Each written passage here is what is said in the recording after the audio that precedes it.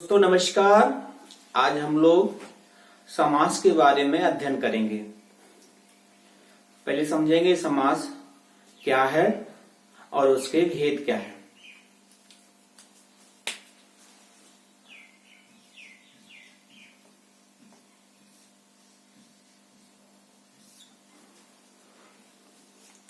समास दो शब्दों के मेल को हम समास कहते हैं।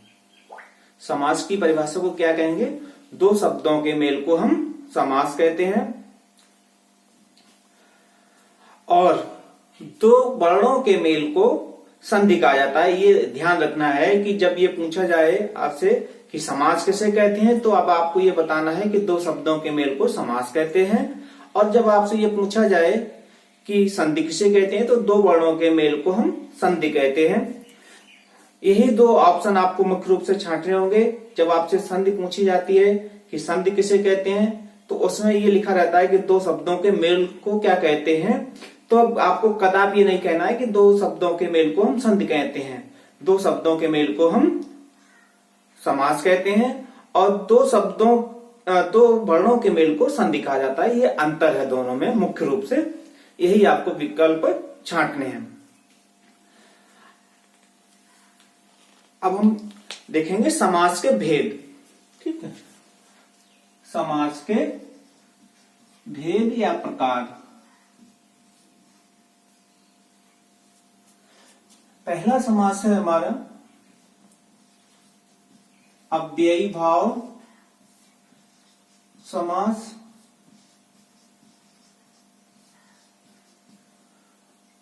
ठीक है, दूसरा है कर्मधारय समास। तीसरा है तत्पुरुष समास। चौथा है द्विगु समास। और पांचवा है द्वंद्व समास।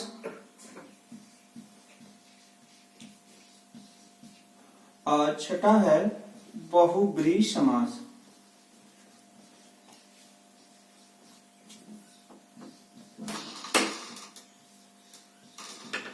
बहुब्रीहि समास 6 समास है हमारे सामने। अव्ययी भाव समास, कर्मधारय समास, तत्पुरुष समास, द्विगु समास, द्वंद्व समास और बहुब्रीहि समास। अब हम एक एक करके देखेंगे कि अव्ययी भाव समास क्या है, कर्मधारय समास क्या है, तत्पुरुष समास क्या है, द्विगु समास क्या है, द्वंद्व समास क्या है और बहुब्रीहि समास क्या है।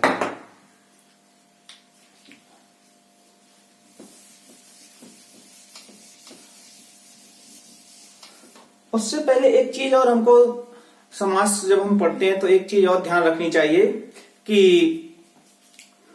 पद, इसमें दो आपके सामने शब्द आएंगे। एक आएगा पूर्व पद और दूसरा होगा उत्तर पद।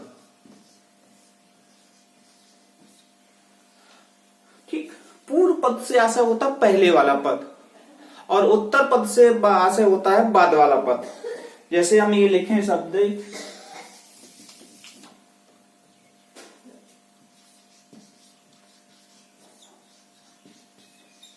नीलगाय। ठीक है, तो इसमें जो ये पहला पद है, ये दूसरा पद है, तो इसको कहा जाएगा पूर्व पद और इसको कहा जाएगा उत्तर पद। उत्तर पद, ये ध्यान रखना है कि जब ये आपसे कहा जाए कि भाई पूर्व पद, तो पूर्व पद से आशय होता है पहले वाला। ठीक है, और उत्तर पद से आशय होता है बाद वाला। ये ठीक है, ध्यान रखना है। अब हम बात करेंगे नंबर 1 अव्ययी भाव समास की।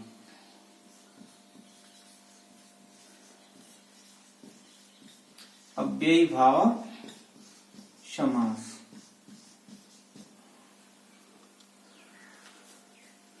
अव्ययीभाव समास में जो पहला पद होता है या पूर्व पद होता है वो प्रधान होता है, और उत्तर पद जब मिलता है तो वो सामासिक हो जाता है। जैसे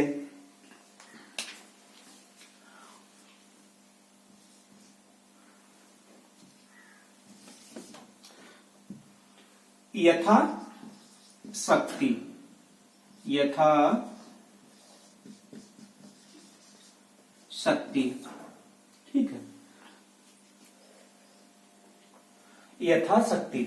अब इसमें अगर हम विग्रह करें, इसमें देखें कि पूर्व पद कौन सा है और अंतिम पद कौन सा है, तो ये हमारा यथा पूर्व पद है और शक्ति उत्तर पद है, ठीक है। अब जो ये क्या है, प्रथम पद है या पूर्व पद है, ये प्रधान है यथा, ठीक है। शक्ति जब इसमें मिल जाता है तो ये सामासिक पद हो जाता पूरा। इसी तरीके से यथाशक्ति के बाद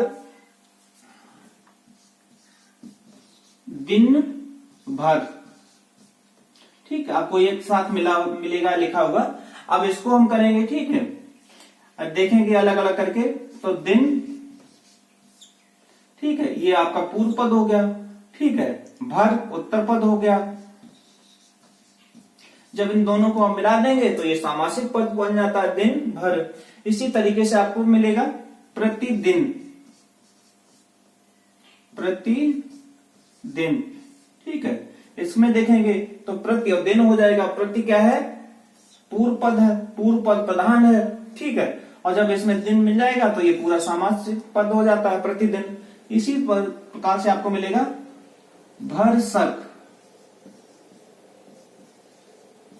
ठीक है। इसी तरीके से मिलेगा जन्म भर। तो ये कुछ प्रमुख उदाहरण हैं, इनसे आप पहचान सकते हैं कि भाई क्या है। मुख्य रूप से इसमें क्या है कि जो अव्ययीभाव समास में जो हमारा पूर्व पद है वो प्रधान होता है। अब आगे, अब दूसरा देखेंगे कर्मधारय समास।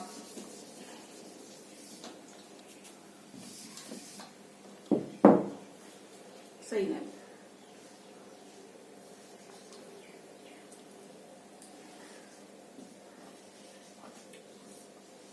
कर्मधारय समास, ठीक है। अब कर्मधारय समास में क्या है, इसमें दो शब्द होते हैं मुख्य, उसकी तरफ पूर्व पद और उत्तर पद। तो जो पूर्व पद होता है, ठीक है, जैसे पहले इसका एक उदाहरण देख लें, नील कमल। अब इसमें देखते हैं कि भाई, फिर इसमें हम छांटते हैं कि कौन कौन से। देखिए, पूर्व पद हो गया हमारा नील, उत्तर पद हो गया कमल, ठीक है। अब जैसे पूर्व पद है तो इसमें वो क्या होता है, जो पूर्व पद होता है वो विशेषण होता है, ठीक है, और जो उत्तर पद है वो विशेष से होता है।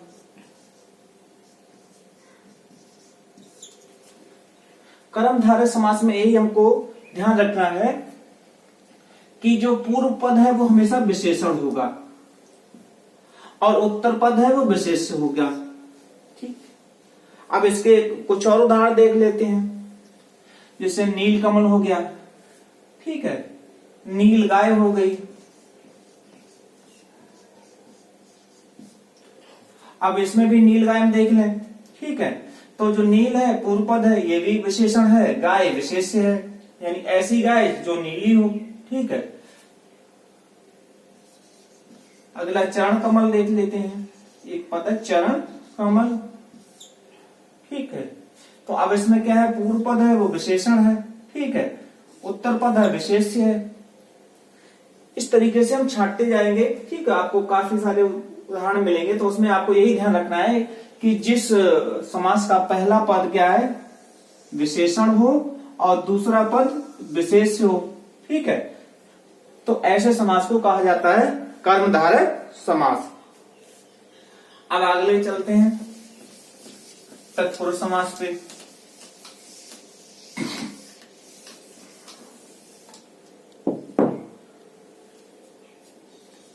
तीसरा है तत्पुरुष समास।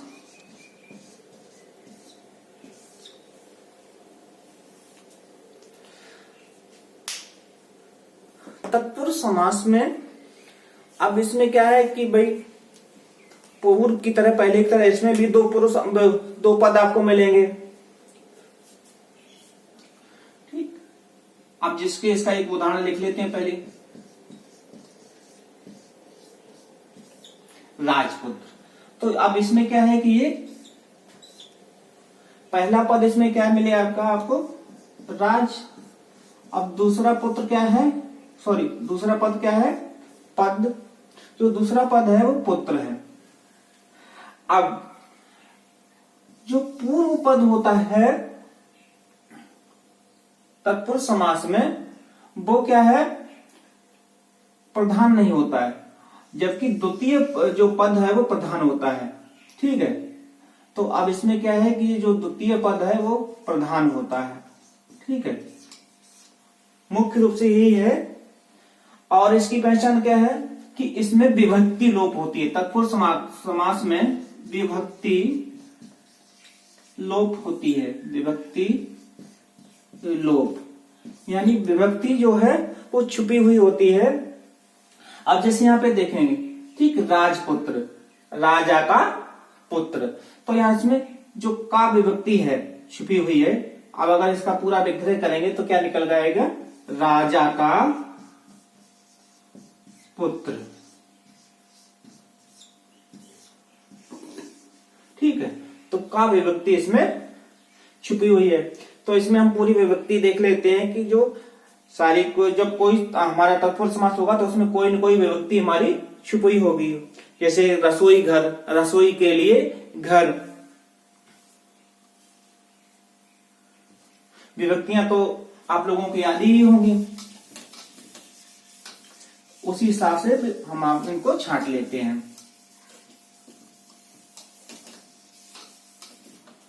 अब अगला चलते हैं द्विगु समास पे। नंबर 4 कौन सा है, द्विगु समास। द्विगु समास, द्विगु समास में जो पहला पद होता है वो संख्यावाची होता है। जैसे तिराहा, चौराहा, पंचवटी। इसमें आपको ध्यान रखना यही है कि जो पहला पद है वो हमारा क्या है कि वो संख्यावाची होगा। जैसे तिराहा, चौराहा, ठीक है, पंचवटी। लेकिन मुख्य रूप से इसमें एक और है, ध्यान रखना है कि इसकी जो पहचान है वो विग्रह करने पर ही होती है। तो इसका विग्रह करने पर इसकी पहचान होती है। ठीक है,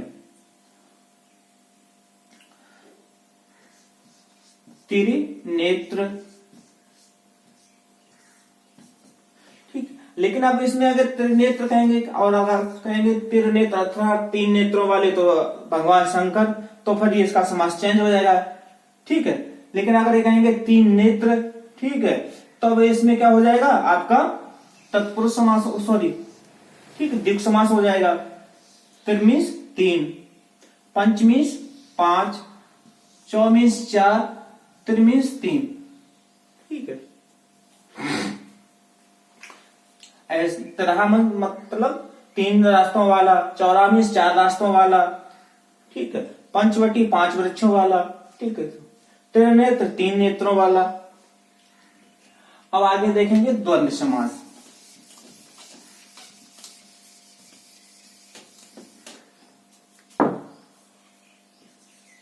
नंबर 5 द्वंद्व समास। द्वंद्व समास, इस समास में क्या है कि दोनों पद प्रधान होते हैं, पूर्व पद और उत्तर पद दोनों पद प्रधान होते हैं, किंतु बीच में डैश आता है। डैश का मतलब होता है और, ठीक है, और शब्द का लोप होता है। जैसे माता पिता। ठीक है, तो माता और पिता, इसको ऐसे भी आपको लिखा मिलता है, माता पिता। ठीक, तो अब इसका आशय होता है और। ठीक है, माता और पिता, माता और पिता। ठीक, भाई बहन, भाई और बहन, भाई और बहन। इसी तरीके से देखेंगे गुरु शिष्य,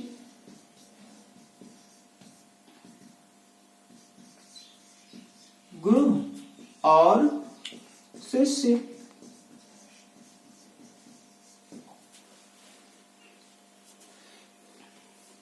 वह समास जिसके दोनों पद प्रधान हो उसको हम द्वंद्व समास कहते हैं। साथ ही साथ उसमें क्या है कि और शब्द छिपा हुआ हो। अब जो अंतिम समास है वो अब देखते हैं कि बहुब्रीहि समास।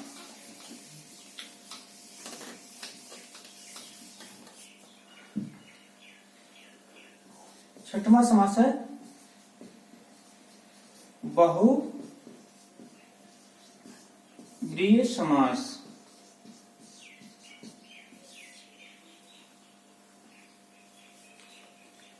इस समास में क्या होता है कि ना पूर्व पद प्रधान होता, ना उत्तर पद प्रधान होता, बल्कि कोई अन्य पद प्रधान होता है। जैसे दशानन, दशानन। ठीक है, 10 है आनंद जिसके, अर्थात रावण। ठीक, गजानन, गजानन। ठीक, गज जैसा मुख अर्थात भगवान गणेश। ठीक है, चतुरानन, चतुरानन। 4 हैं आनंद अर्थात भगवान ब्रह्मा। ठीक है, त्रिनेत्र, 3 है नेत्र अर्थात भगवान शंकर। ठीक, अभी हमने आपको बताया था कि त्रिनेत्र आपको द्विगु समास में ही बताया था, लेकिन वहां पर जब हमने विग्रह किया था तो 3 नेत्रों, ठीक है, वाला अर्थात नहीं शब्द लगाया था, तो 3 नेत्रों वाला। अब यहाँ पे त्रिनेत्र, 3 नेत्रों वाले अर्थात भगवान शंकर। तो जब हम मुख्य रूप से समास की जो पहचान होती है वो विग्रह से ही होती है कि उसका हम विग्रह किस प्रकार करते हैं। तो जब विग्रह आपको करेंगे उस विग्रह के हिसाब से ही आपको ये मिल जाएंगे। दूसरी बात यह है कि जब आपसे पूछा जाएगा विकल्प में, ठीक है, जैसे अगर त्रिनेत्र पूछा जा रहा है आपसे, तो उसमें दोनों विकल्प नहीं दिए होंगे। बहुत कम संभावना, 10 या 5% ही संभावना होती है कि दोनों विकल्प एक साथ दिए जाएं, बहुब्रीहि और द्विगु। ठीक है, यदि द्विगु दिया जाएगा तो बहुब्रीहि नहीं दिया जाएगा, और यदि बहुब्रीहि दिया जाएगा तो द्विगु नहीं दिया जाएगा। तो आज इस प्रकार से हमने प्रमुख समासों को देखा है, और इनको धीमे धीमे करके आप लोग पढ़ेंगे और बार बार रिवाइज करेंगे, उदाहरणों को देखेंगे, समझ में आ जाएंगे। मुख्य रूप से हमने आपको थोड़ी सी हिंट्स दी है। दोस्तों, मेरा नाम मुकेश राजपूत है और मेरे YouTube चैनल का नाम है शिक्षा विचार। आप हमारे चैनल को लाइक करें, सब्सक्राइब करें, और यदि विषय वस्तु अच्छी आपको लगती है तो अपने दोस्तों को सब्सक्राइब भी करें। धन्यवाद।